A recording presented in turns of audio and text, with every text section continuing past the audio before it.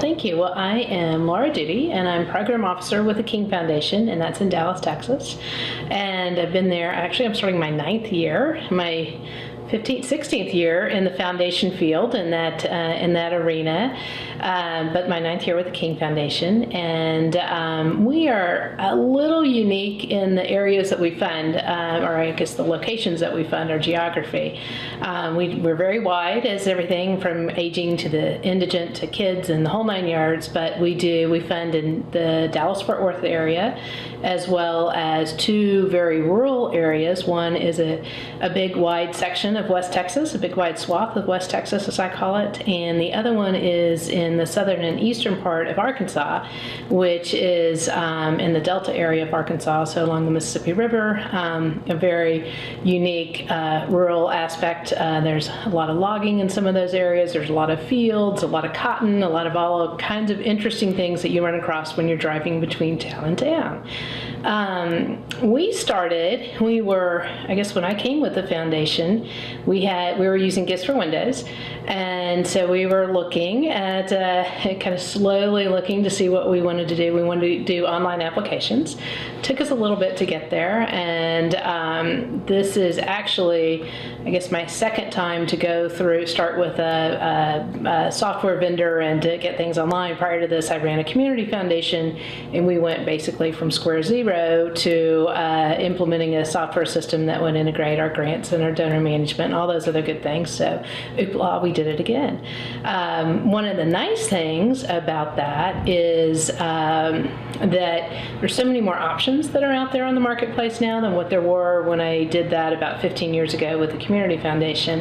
And that's good news, bad news, is that it means there's a whole lot more to look at.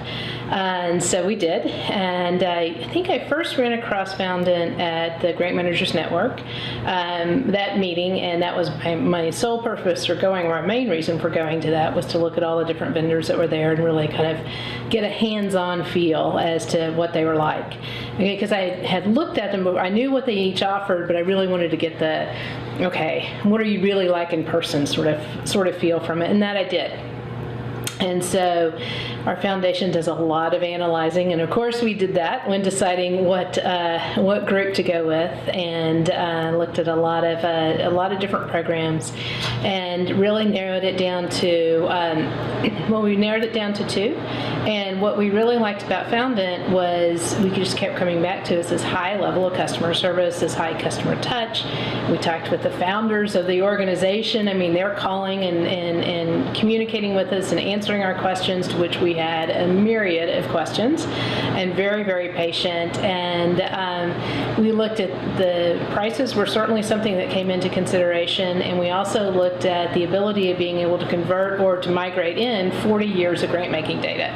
So that was high on the list of priorities, and we went with Foundant. It took us a little bit longer to migrate in that data, in large part because at that time Grant Elliott was doing the training with us, and he kept encouraging us to make sure it's all right. So in addition to my regular day job at the foundation, also looking at this and really looking at the data and making sure it's in all of our program areas, and that we had all of that right, and we added some of the really old stuff and put stuff in. So I had these spreadsheets, I had pages and pages of spreadsheets that we go through. But anywho, all of that went well. It came in to be, it has, surprisingly, it's done very well. So there have been, I've yet to find a single oops out of it. So I'm very excited about that.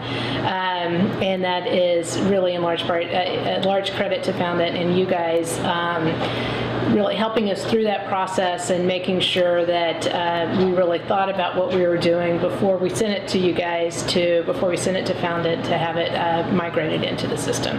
So we've been thrilled with all of that that's in there, and we haven't looked back. We went live with the system in our fall of 2011 cycle, and it took us about a year and a half to finally cut cut everyone off and say you can only do the online submissions, and it's been great ever since. I've been very surprised in that we thought, because of our rural areas that we fund, we do a lot of small guys and a lot of big guys, but it's been interesting. The ones who have had the most difficulty, we should say, with this are the big organizations versus the small guys. There's still some hand-holding, which again is one of the big pluses of this that led me to be so excited about Foundant, was the ability to be able to see what the agencies are doing and to go in there. And there have been a few agencies that I've just, after talking with them a few times, I've just logged on and said, okay, fine, let me just fix it, I'll do this for you. And so we go from there. But that's been a huge aspect, to be able to see what they're doing before they hit that submit button. We've had a lot of feedback from the agencies themselves in terms of basically the simplicity of the forms and the ease of being able to use the system and be able to submit. We also have had a few calls with people it's amazing how it's usually right about the deadline, about 4 o'clock on a 4:30 deadline, when they're in a little bit of a panic, but we've talked them off the cliff, and that's been good as well. Favorite features, golly, it's just hard to know where to even start. I think it is the power of the system, the power of the software. We knew it was good going into it, and it's only gotten better over time. It is fun. It's fun in a certain odd sort of way, but you go in there and you go, oh, look, there's been another update. Oh, that's one thing different, and we change. But I think the beauty of it, in that whatever you're paying in to use the system, that includes all of the updates. And the one thing I kept hearing over and over is that you guys on the support side want to be sure we're all using the same version of the software, and that was key for you guys, and that's really key for us. And it is kind of fun to go, oh, let's see what's happening next, and to see what's in there. It has taken, we still push a fair amount of paper along the way. We distribute about $2 million a year through roughly 80 grants or so, but a lot of that paper has been pulled back and simplified. We're doing more in terms of emails and email notifications, all of which have been good. So that's been a big aspect of it. The other thing too is the accessibility. As long as I have an internet connection, I can go in anywhere, and I can use my iPad. And the iPhone, maybe not so much. It's a little hard to see on this small surface, but I can use the iPad and just anywhere that we have connectivity, be able to go in. I'm from Texas, so when we do have those occasional ice days, it's probably not nearly as much fun, because I can work at home just as well as I can work at the office. So maybe we have to talk about that. It took me a little while to do to set up the automated emails, and then once I did, I was just blown away as to how, because I kept thinking, oh, there's going to be so many changes with the organization, these emails will never get to them, but sure enough, they did, and they responded very quickly, and that saved me a considerable amount of time of going in and composing 20-25 emails to send out, and reminders and all those other good things like that. So I think that has been that's one of my definitely favorite aspects of it. We do the reporting is fabulous, and it just keeps getting better. And I say it's almost too good, because it is so you can pull reports of anything that your imagination can hold, and almost too good in that, because there's so much that you can pull from and so much you can do, you sometimes have a hard time to know where to start. So if there were any sort of well, that's just my the whole idea. It's a good thing and a bad thing, but really needing to kind of know where to start in there.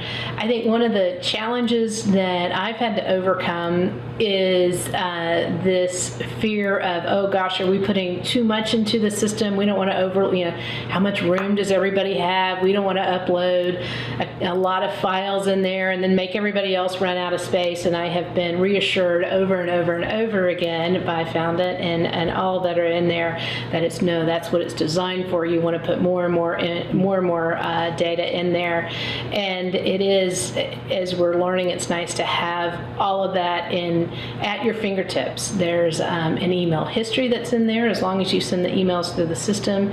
And I can't tell you how many times I've gone to that and went back to the history and said, oh, sure enough, there it is. That's what I'm looking for.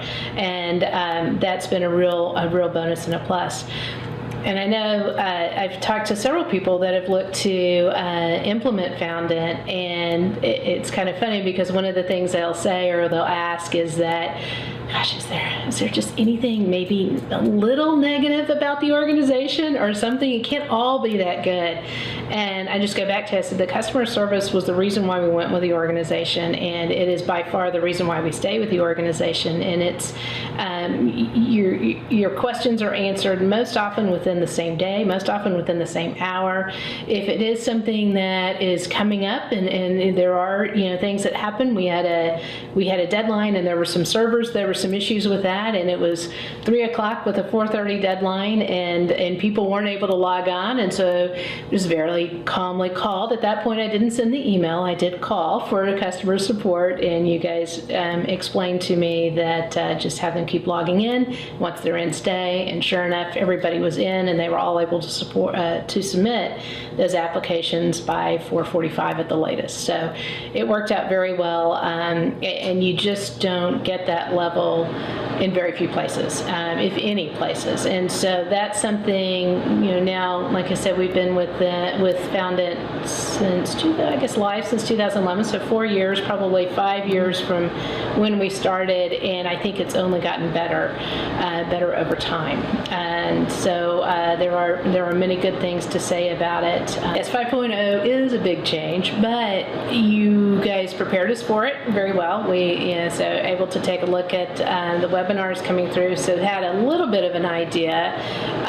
It was also nice because it seemed as though it was, I think you phased it in a little, maybe a little bit in there, is that you would, over a series of 3 or 4 days, I would log in, because of course it was right at a deadline for us when that was coming over, but we'd log in and go, oh, well, that's different, oh, well, that's different, and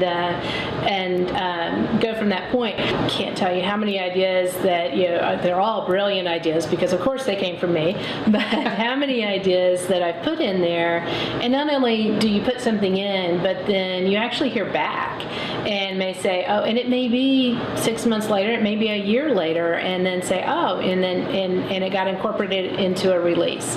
And so it really is nifty. It's kind of a way of seeing how many others want that same idea, so it really is important. It's encouraged me. That's something I typically wouldn't do, but because of that, kind of complete the circle, so to speak, it's encouraged me to do more of inputting of those ideas, and then it is kind of fun. You get a little kick when you come through and go, oh, look, one of those was incorporated into the next revision.